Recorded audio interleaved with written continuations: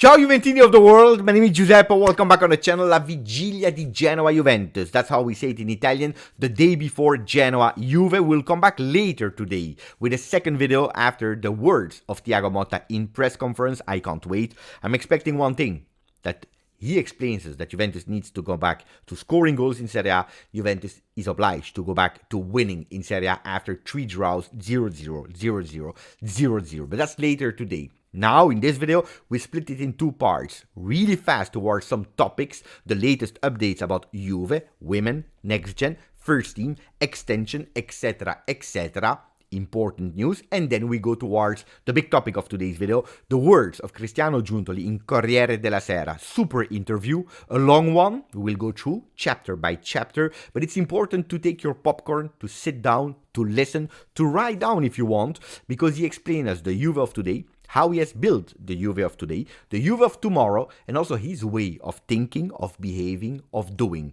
So put a maximum of like if you didn't yet, continue to subscribe to the channel, do both, because it's helping me so much and it costs you 0. So I'm really counting on you, and also I'm curious to read your comments under this video. Are you ready? Because we start with the first thing, and I promised it yesterday, Juventus women that goes to the group stages of Champions League after the playoff, played against one of the most difficult, if not the most difficult team that we could face in the playoff, Paris Saint-Germain. 3-1 in our home, yesterday 2-1 away.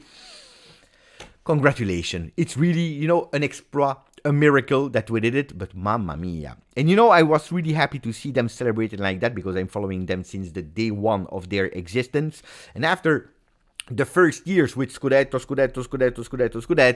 after also really doing well and surprising a lot in Champions League, well, we lost a bit of that magic. Not a lot of great transfers, the team that got older, some incomprehension, maybe also that motivation that went away until 2 years where we lose the Scudetto. Last year we didn't took that playoff really seriously against Frankfurt, so we were eliminated, we didn't play it. Now it was really difficult, it was a mountain to climb, but we did it, and the way we did it. So I feel really with a lot of new players, with a lot of younger players, I see also the old generation that is still there. Yesterday a goal of Barbara Bonansea, for example. No, I'm extremely happy, so congratulations Juventus women, and I can't wait to continue to follow you in your journey in Serie A, but also in Champions League, because we have multiple competitions to play. And that's one. I promised you that I also wanted to come back on the game of yesterday, of Juventus Next Gen 1-1. Looks like Juventus Next Gen is copying too much the first team with draw.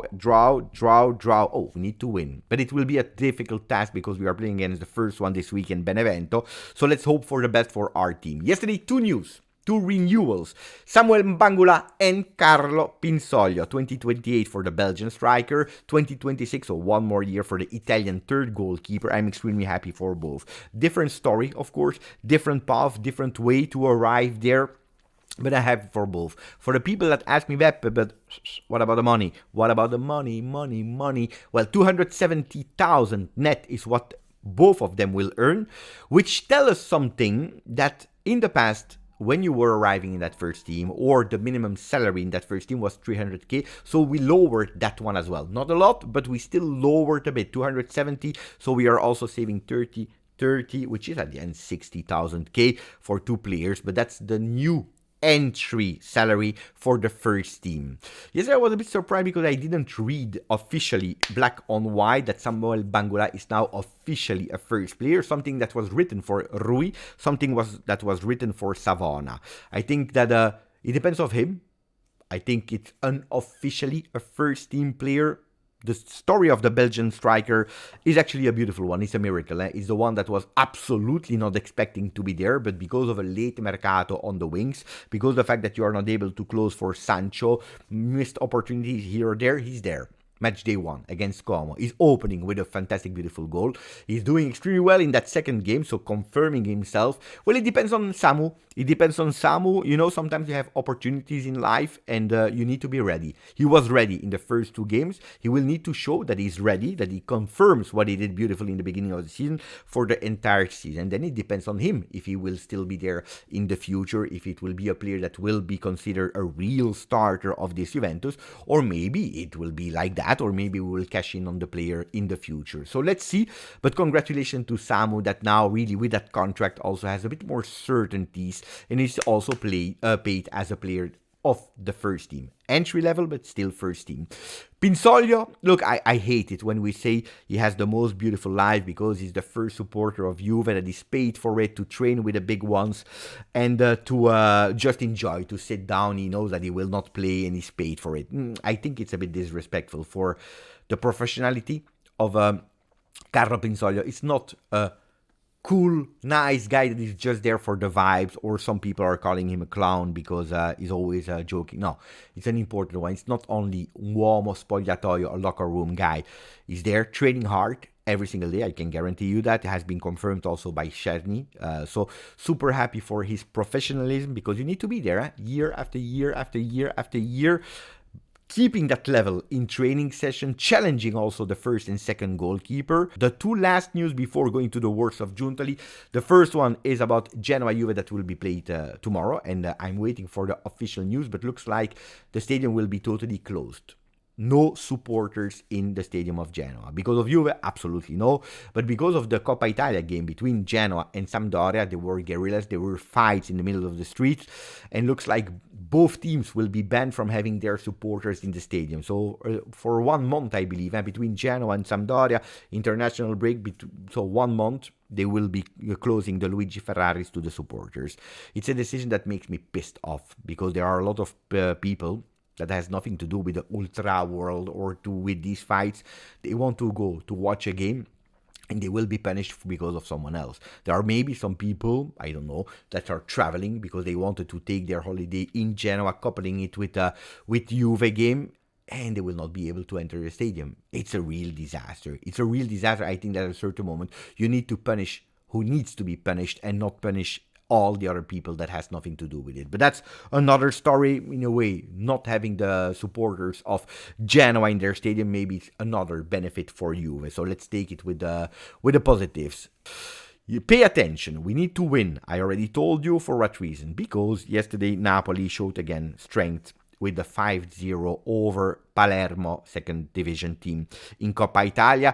But it's not that much that 5-0 that is worrying me, but it's the calendar of Napoli, the 4 next game of Napoli: Napoli-Monza, Napoli-Como, Empoli-Napoli, and Napoli-Lecce. On paper, 12 on 12 possibly for Antonio Conte. We know it. If they go at 22 and we are not doing our job, can possibly be hard. And now we are perfectly, after 10 minutes, in that second part of the video, the words of Cristiano Giuntoli. What an interview, guys. What a really nice interview.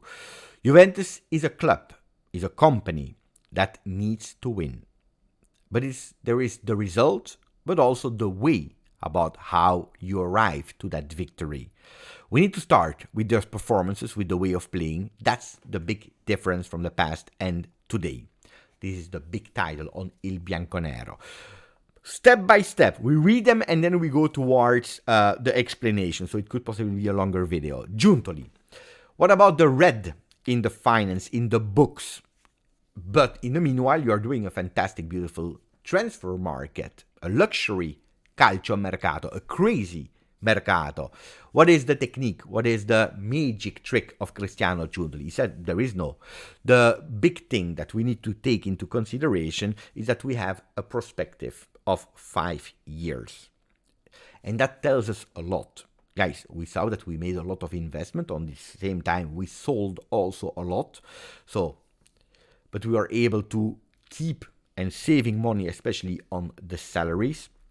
And he's explaining that strategy, to have maybe some players that are costing you a bit more, but saving on salaries. If you look at the difference of how many players were earning a lot, like Szczesny, Rabiot, Alexandro, etc., where we are today, so we are saving in salaries, and we have that perspective on 5 years. So don't expect next year calciomercato a la crazy or whatever, because at a certain moment you will have to level. But the big work has been done now. What is the morale? He says it's important not only to lower the salary, but also to lower the age of the team, to make one of the youngest team of Serie A, because that's what we are today. but we have an important project. We have a good project, and he's really optimistic, and he's happy about how we started the season. Pay attention, he's going in counter about a lot of people that are saying what a disaster, 3 draws in a row. He said, I'm happy about how we started the season. But, and that's where the intelligent question comes from Corriere della Sera. He says, yeah, okay, you're happy, but was it not vincere è l'unica cosa che conta? Winning is the only thing that matters? He said, of course. At Juve, we are a club, we are a company where you need to win. You must win. But it's not the only thing. It's the most important thing, but not the only thing. We need to keep a balance financially and also having that competitiveness. Super important to bring back the club where it deserves. But there is the result, which is one, but also the way how you achieve these results. And that's where we need to start. That's where you have the big difference. So what do we understand here? That Juventus, they don't say we just want to play calcio champagne, we want to win. A bit like the Zerbi. A bit like the Zerbi with we play for winning. Yeah, but the most important is having a bit of fun, is showing our DNA of... No, at Juve, you do it, but that's the tool to arrive to winning. Where in the past, probably we were not speaking enough about the way how. Winning was the most important and probably the only thing that matters, where now you have winning is the most important, but how you do it, the tools to arrive there are important. And that's why he says, so pay attention, because it's not Thiago Motta that is saying it, it's not Dusan Vlahovic, it is not Douglas Luiz, it is not Beppe Huge, it's Cristiano Giuntoli. So a strategy, a vision has been chosen by Juve. What about the pressure? He says, yeah, here you have more. You have more than in other clubs. It's a fact. But more than only pressure, it's a sense of responsibility. And that's what you feel as soon as you enter at Juventus. You understand the history of the club. It is an important mission. If there is something that can describe me, is of course I have a lot of stress, I have a lot of pressure, I feel it, but always inside. I don't show it to the outside world. And the decisions that I'm taking are not from here, from my stomach, but are from here, from my head. And that's super important. Look, this is one of maybe of my qualities that I can say. I'm always relaxed in whatever situation. So, you know, when you have a tornado, when it's really, really difficult, when things are shaking, having a man that is able to stay there, at least from what he's showing, super important. So, granted, Giuntoli to say that. He spoke about him and his relation with Juve when he's speaking about the J Museum, saying, hey, every time I'm really emotional when I enter the J Museum, I'm thinking about my father, Juventino, as well, and I really understand where I am. I told you, it's not an obligation to be a Juventino, to work at Juve, to deliver. But if you have it, you always have a step ahead. Always have a step ahead. What about the choices of players? How is choosing the players? Cristiano Giuntoli. He's saying, yeah, the data is important, you know, Moneyball or whatever you call it, super important because you see the history of a player, you see stats you can compare, but I need to feel it. I need to have that emotion. I need to watch him closely. I need to understand what he's able to transmit me. And these values of a player are fundamental. I can't do without that. To understand really a player totally at 100%, I need the data, yeah, of course, but I need that here, that gut feeling, to understand what is feeling me, is he exciting me, can I do something with him, what about him on the field, off the field. Then he said, of course, it's always a risk when you are going on calciomercato. Sometimes you succeed, sometimes you fail, there is always the risk of failing or flopping one signature. So important, I love that. Not only the data, the stat, because otherwise you could do it from the computer. And I'm always scared towards where we are going. Sometimes I hear some people that are telling us, but this one will do a fantastic season. Did you ever watch him? No, I never watched him, but the stats are saying it. Yeah, stats. But there is also something else. So I'm really going towards the direction of Giuntoli. You have the tools. Take them, but never forget your instinct, your feeling, the nose.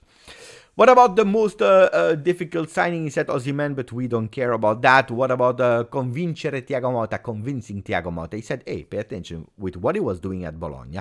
It was clear for everyone, and we were not the only club on him. There were a lot of clubs, but we played our cards, and we actually convinced him, and we also went totally with a project Thiago Motta with his project of football. So there is that. I always told you, for a club to work, for a club to deliver, you need unity.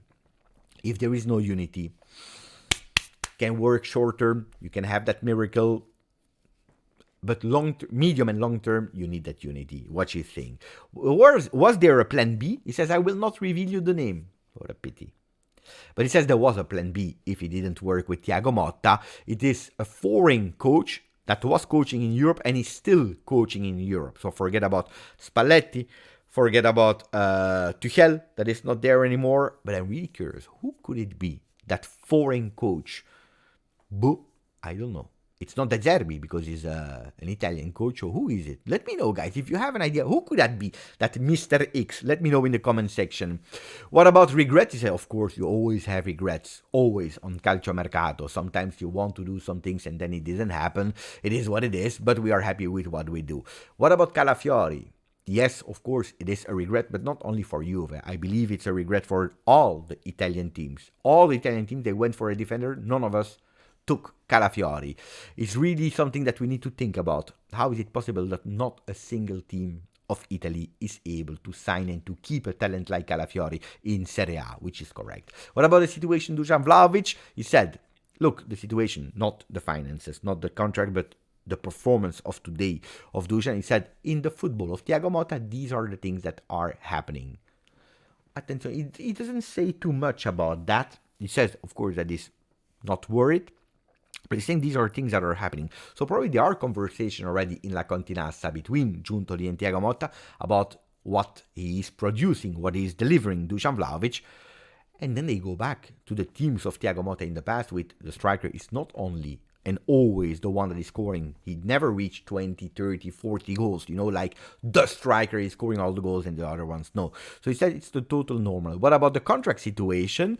He is a player with a lot of potential, with prospect for the future, really important. He can't be a promise, he will never be. The renewal is an objective and we will get to it. It's a player that has a good, strong value, that is earning a lot, but for us, it's an added value. I'm curious. I'm really curious. Because I know that in the past, so let's not lie about it, Chiesa was also a done deal. I'm not saying about Cristiano Giuntoli, but Chiesa was a done deal. This was a done deal. Dybala was a done deal. In the beginning of this year, we are always speaking like that. Then at the end of the season, let's see. So I'm really curious to follow that one. What about Scudetto? It's early to say it, but Inter and Napoli are the favorite ones. One, because it's the most expert team. It's the one that just won. And then the other one for the changes that they made. They are there also. They actually made sure that they are again a favorite for the Scudetto. What about us? Well, we changed a lot. And when you do, you take a lot of risks. We changed totally the way of thinking about football, starting from scratch. Non sappiamo ancora quello che possiamo fare. We don't know yet what we can deliver, with what we can do, what we can achieve. We are discovering ourselves. Now there is the curiosity to understand, to see what we can do. So you see here, it's really strange what he's saying. Well, strange, no, it's really honest, but maybe a bit too honest. Taking maybe a bit of pressure of the Scudetto words or this or that or that. He's saying we are totally new, we are rational, we know it, we change a lot. We discover, we don't know. There are a lot of risks when you change. Step by step, discovering. And that's also joining the words of Thiago Motta when in press conference he's always saying, step by step, game by game. Let's not calculate too much. I don't know how many points you need to do in Champions League to go to the next stage. Step by step. We need to see where we are strong, where we are not, where we need to improve. Then he spoke about Chiesa. He said, look, we have always been really honest with him and with his entourage. He was out of project. We're clear, we're simple in the words that we were using with him. He's a strong player, but we took the best decision for him, for us. Strong player, and we wish him the best. Then he spoke about McKennie. No, he was never out of the project. But he had a problem with his contract, things that we were able to solve, and he's back. So showing really the difference. That one was really out of project Chiesa, while the other ones was a bit parked until the contract situation was solved. What about Koopmeiners? Beautiful words on him, great player, was really difficult to sign him, but he's there. Thiago Motta had a really great impact inside of Juve, really kind person, really nice with everyone.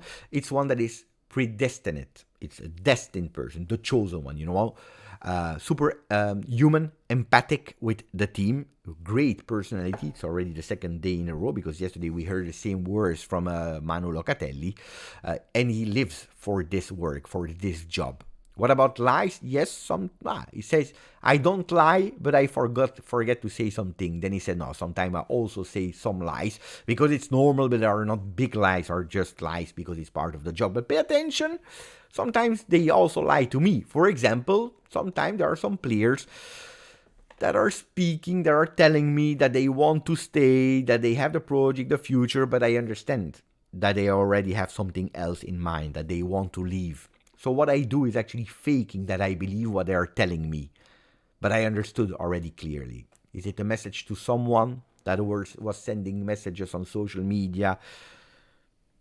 But then at the end, the decision was already taken. There was not the motivation. It could be. I don't know who he's speaking about and what he's referring to. Then he spoke about Allegri, but really briefly because he said, no, I don't speak about that. I don't speak about a relationship with Max Allegri. I also think it's because of a confidentiality agreement that they made between Max and Juventus Football Club after what happened to say, we don't speak about it for the next 5 years, and then we'll see. And then he finished with risultato o bel gioco. If he needs to choose between the result or the beautiful way of playing, he said, look, I'm going for balanced way of playing, but commanding, leading the game. That's what I love about this Juve. The team is strong, and a strong team needs and should be able to do everything. I love these words. I always told you, I'm not, we go all ahead, coach. I am not, we park the bus, coach. No, I mean coach, I'm not a coach. Supporter. I have always been a balanced person. But if possible, if I can choose, I would go for that balanced plus.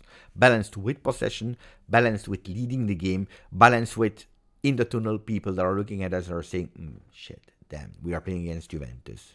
That's what I want. I want a Juventus that is able to and defend and attack. And these are the words of Cristiano Giuntoli. So I'm happy about that interview. Let me know what you thought about it. Again, 25-minute video. I hope you're not bored about my face. But oh guys, I put the beautiful shirt on. So maximum for likes. Don't forget to subscribe. Grazie, forza.